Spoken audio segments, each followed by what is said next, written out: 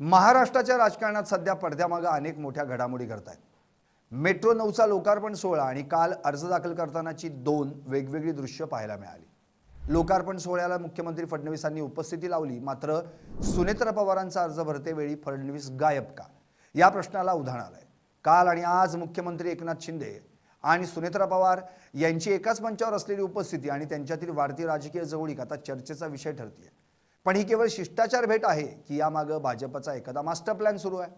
बारामतीच्या रणधुमाळीनंतर आता सुनेत्रा पवारांना मुख्य प्रवाहात आणून भाजप कोणती तिहेरी चाल खेळतंय?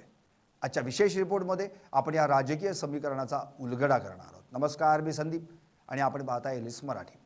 राजकीय वर्तुळात चर्चा आहे की शिंदे गट आणि सुनेत्रा पवार यांच्या माध्यमातून भाजप एक नवीन शक्ती केंद्र उभं करण्याचा प्रयत्न करत आहे। उपमुख्यमंत्री शिंदेंनी सुनेत्रा पवारांना दिलेला हा सन्मान म्हणजे अजित पवारांच्या गटातील अंतर्गत समीकरणांना दिलेली कलाटणी तर नाही ना? राजकारणात शब्दाला खूप महत्त्व असतं असं वारंवार फडणवीस म्हणायचे, पण बारामतीच्या पोटनिवडणुकीत मात्र काहीतरी वेगळंच पाहायला मिळालं।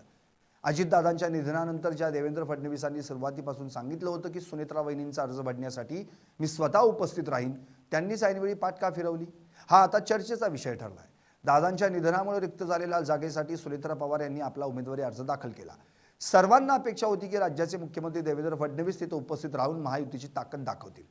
खुद्द फडणवीसांनीही तसं आश्वासन दिलं होतं। मात्र प्रत्यक्ष अर्ज भरण्याच्या वेळी फडणवीसांनी गोव्याच्या निवडणूक प्रचारात व्यस्त असल्याचं कारण दिलं। त्यामुळे आता सवाल असा उपस्थित केला जातोय की गोव्याचा प्रचार इतका महत्त्वाचा होता की सुनेत्रा पवारांच्या अर्जासाठी 2 तास काढणं कठीण होतं। अर्ज दाखल केल्यानंतरही फडणवीस प्रचारासाठी जाऊ शकले असते। मग यामागे भाजपची काही राजकीय खेळी तर नाही ना, की बारामतीच्या या भावनिक लढाईत फडणवीसांना स्वतःला प्रत्यक्ष समोर आणायचं नव्हतं? दिलेला शब्द पाळण्यात हातखंडा असलेल्या फडणवीसांनी यावेळी घेतलेली माघार अनेक शंका कुशंकांना जन्म देऊन गेली।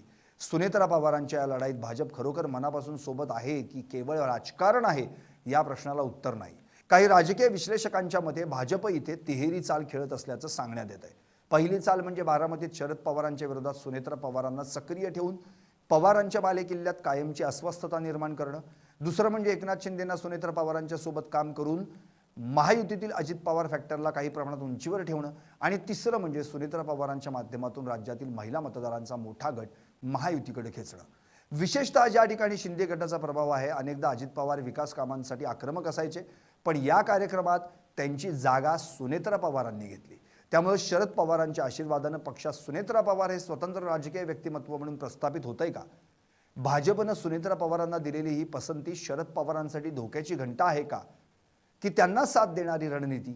तर सूत्रांच्या मते भाजपला जाणीव आहे की शिंदेंची शिवसेना आणि सुनेत्रा पवारांचा चेहरा एकत्र आल्यास पश्चिम महाराष्ट्रात शरद पवारांना रोखणं सोपं जाईल।